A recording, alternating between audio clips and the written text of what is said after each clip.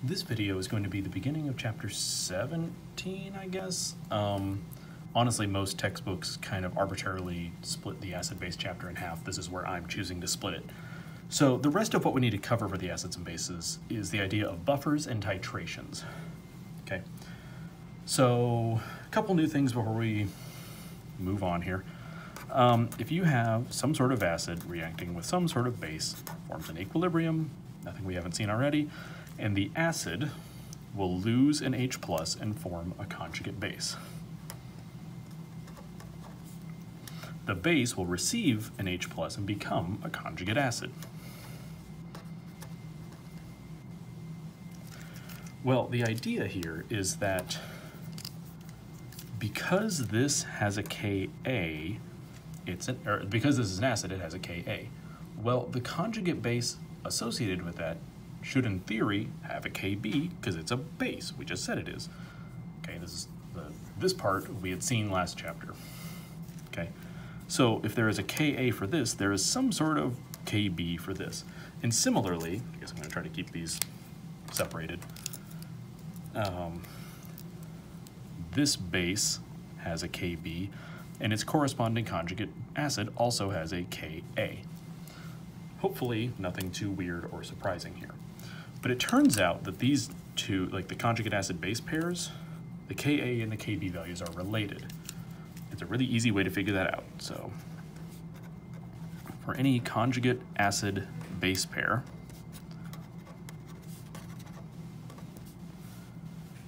it turns out that Ka times Kb equals Kw. Kw is the dissociation constant for water. We've kind of ignored it up to this point, but the number is 1.0 times 10 to the negative 14th. So what this really means is if we know this Ka, we can solve for this Kb by just taking 1.0 times 10 to the negative 14th divided by Ka. We can almost ignore this Kw in the middle here. Okay, we will use this quite a bit. Also, as we go along, we have seen that pH is the negative log of concentration of H3O+, pOH is the negative log of OH-.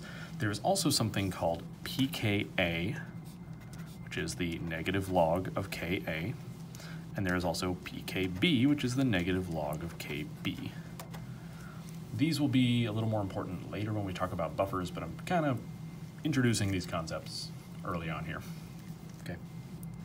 So what this particular video is mostly going to be about is the idea of salts as acids and bases.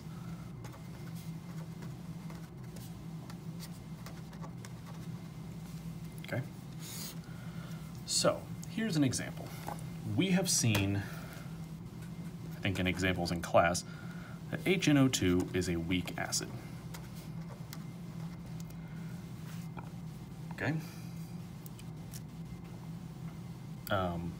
Well, what this means is that, kind of like we saw up here, if you have an acid, you can throw it in water.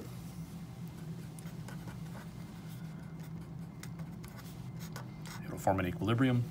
This is going to be our acid, and this is going to be our base. I'm going to try to color code this as much, keep it consistent with what I did at the top. So this is going to lose an H plus and form NO2 minus, sorry. And this is going to receive an H plus and become H3O plus. The fact that it forms H3O plus is why this is an acid. Nothing new or unusual there. Okay. If this is an acid, then this is its conjugate base. And similarly, if this is a base, this is its conjugate acid. None of this should be new information. Okay. Well, here's the new trick that we need to learn. It turns out that if you don't start with this, but if you start with this instead, you can just treat it as a base. And because this has an ion, we probably can't just like buy this or find it on a shelf somewhere. We'd have to find it as part of a salt. So if you take this thing and make a salt out of it, say like sodium nitrite, this is nitrite, and HNO3 is nitric acid, this is nitrous acid. This is nitrate, or sorry, nitrite. So this is sodium nitrite. it turns out that if you throw this in water, what happens is the sodium just floats off and we can basically ignore it. But it does give us a source of NO2-, which we just got done confirming is a base. So really, if you started with sodium nitrite, we can basically ignore the sodium, it's just there. So if this was potassium nitrite or sodium nitrite, we just ignore it. But NO2- is a weak base, and we can treat it as such. Okay? So let's try an example that isn't this exact one, but is a variation on this concept. Okay? So, let's try this example. We want to know what is the pH of a 0.500 molar potassium acetate solution.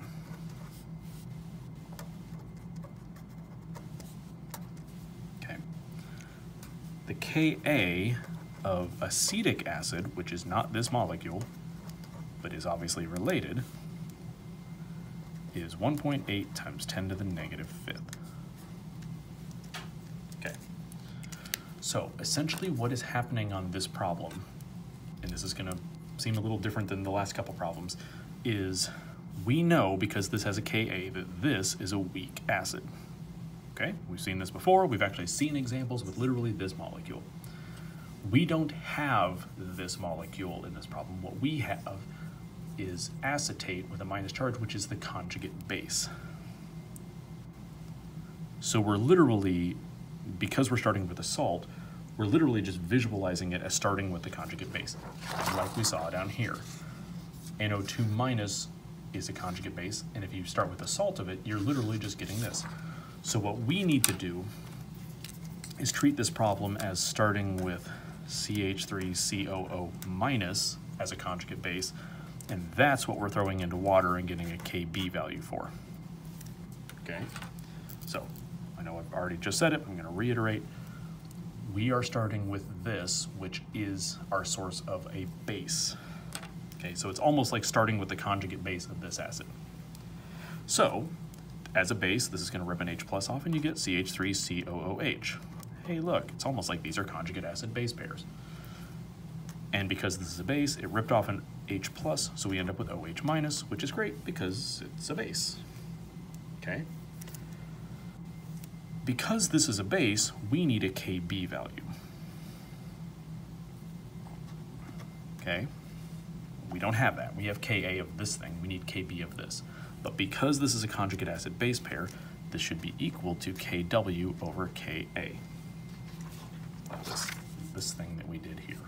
Ka times Kb equals Kw. So if you're solving for Kb, you would just divide Ka to the other side. Well, Kw is a constant, and Ka is given, so we can solve for Kb. Kind of running out of space here, sorry. So 1.0 times 10 to the negative 14th divided by 1.8 times 10 to the negative 5th. So Kb for this reaction comes out to be 5.6 times 10 to the negative 10th. So that is describing this balanced equation. Sorry, the paper got tilted there for a minute. Okay. So having to solve for Kb is a little bit different, and visualizing that this is a base, but otherwise the rest of this is just an ice method problem. So we started out with 0.5 molar of this. We can ignore water. We have 0 of this and 0 of this.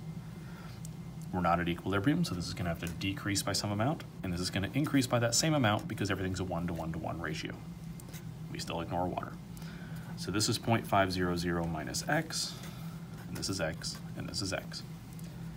What we need to do is check the assumption to see if we can get rid of this x. You guys know from experience that if that assumption doesn't work, leaving that x in means quadratic and it gets real difficult. So I guess maybe off to the, I'll just do it over here. Let's check the assumption. Now, the way the assumption works is if it's an acid, you take the concentration divided by Ka. This is a base, so you're going to take its concentration divided by Kb. And hopefully it's bigger than 100. I'm going to guess that because we're dividing by, I don't know, something with 10 to the negative 10th, that it's going to be well over that, that value. Okay, so plug it in and find out.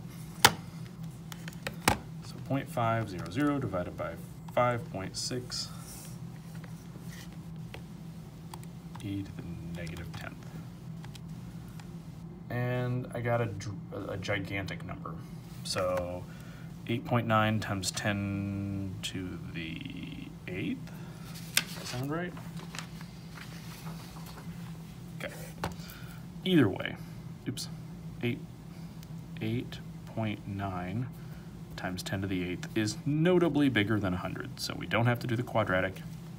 Yay. So what that means is we can basically, the amount, this minus x part is so negligibly small that we can ignore this and we can treat it as 0.5, which makes the math a million times easier. Okay. So what we do is we plug this in. Kb is equal to the concentration of CH3 COOH times OH minus divided by concentration of CH3 COO minus. So it's products over reactants, okay, at equilibrium.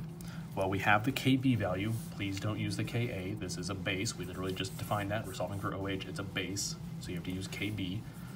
That's x, and that's 0.5. So basically plug everything in. 5.6 times 10 to the negative 10th equals x squared over 0.5. We can get rid of this minus x because the assumption is true. Okay? So, I guess I'll show my work here. Multiply both sides by 0.5. So that cancels out, and x squared is equal to these things.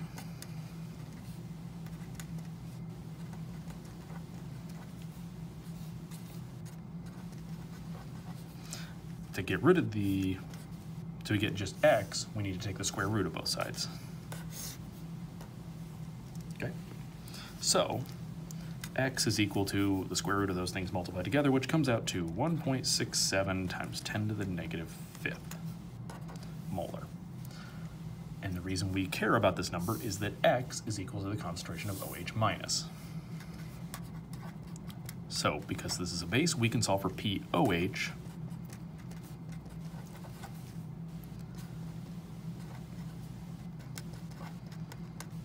That's supposed to be a 5. I'll try that again.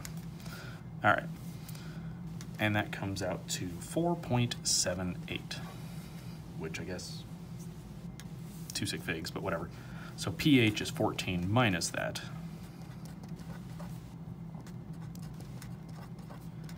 which comes out to 9.22, which I guess we only get 2 sig figs, so the answer is 9.2.